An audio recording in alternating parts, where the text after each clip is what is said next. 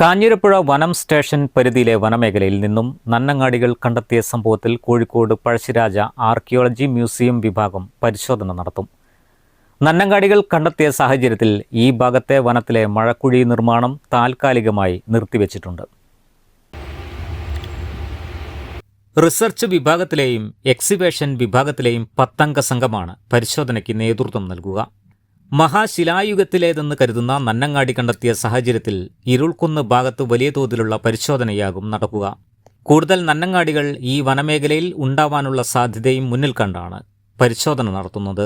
News bureau, Nilambur. സ്വാഗതം പരിശുദ്ധാഭരണങ്ങളുടെ ഈ വിസ്മയത്തിലേക്ക്. Haya gold and diamonds, Bandur and Elankur. Sara gold അവതരിപ്പിക്കുന്ന സ്വർണ്ണ സമ്പാദ്യ പദ്ധതിയിൽ അംഗമാകൂ.